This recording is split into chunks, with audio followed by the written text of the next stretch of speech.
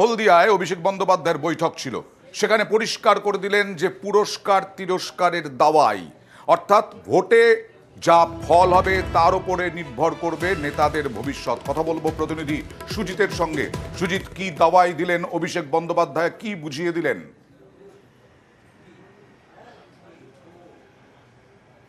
তিনি বুঝিয়ে দিলেন যে তার কাছে খবর আছে পূর্ব মেদিনীপুরের অত্যন্ত একবারে বলা যায় যে মান সম্মানের লড়াই যে আসনে, সেই তমলুক লোকসভা কেন্দ্রের কোন কেন্দ্রে কোথায় কি হচ্ছে, সেখানেই তিনি কিন্তু একবারে স্পষ্ট করে বললেন অয়ন যে নন্দীগ্রাম এবং হলদিয়ার অনৈক্যের কথা।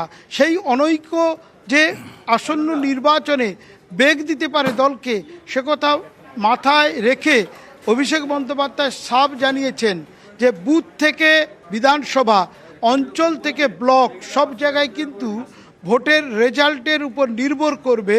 সে বিধায়ক হতে পারে কিংবা পঞ্চায়েতের প্রধান হতে পারে, ব্লক সভাপতি হতে পারে, অঞ্চল সভাপতি, সবার ভবিষ্যৎ অর্থাৎ পদে থাকা না থাকা, এমনকি কাউন্সিলর, যেখানে হলদিয়ায় ভোট হচ্ছে সেখানে কেউ কাউন্সিলর নেই, অর্থাৎ কাউন্সিলরে কে টিকিট পাবেন তার রেজাল্টের উপর নির্ভর করছে কার উপর দায়িত্ব আছে। এবং এটাও বলেছেন নন্দীগ্রামে অনৈক্য রয়েছে, হলদিয়ায় অনৈক্য রয়েছে, এবং সেখানে হলদিয়ায় কাকে দায়িত্ব দেওয়া হচ্ছে, কে সহযোগিতা করছে না, কেন করছেন না, সবকে দায়িত্ব নিয়ে করতে হবে। কারণ তিনি একথা বলেছেন দক্ষিণপন্থী দলে একটা বিরোধ মনোমালিন্য থাকে, কিন্তু ভোট এলে ঝাঁপিয়ে পড়তে হয়।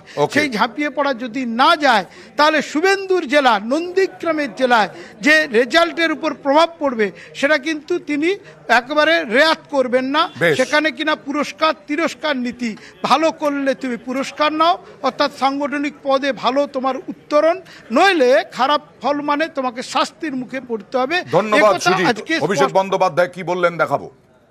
দুটো যে লোকসভা আসন, আমরা কাঁথি থেকে কাউকে ডাকিনি, কেননা মূলত আজকে তমলুকের যে নবগঠিত নির্বাচন কমিটি হয়েছে এবং এই জেলার সাংগঠনিক কমিটিকে নিয়ে বৈঠক ছিল। কয়েকটা জায়গায় যেখানে আমাদের কিছু সমস্যা ছিল ইন্টারনাল, সেগুলো নিয়ে বিস্তারিত আলোচনা হয়েছে। আমি প্রত্যেকটা এমএলএর সাথে আলাদা করে কথা বলেছি। পরবর্তীকালে প্রায় 200 জন ছিল, সেখানে বিস্তারিত প্রত্যেকটা ব্লক ধরে ধরে আলোচনা হয়েছে এবং তৃণমূল কংগ্রেস 21-এ এই জেলায় যা ফল করেছিল তার থেকে ভালো ফল হবে।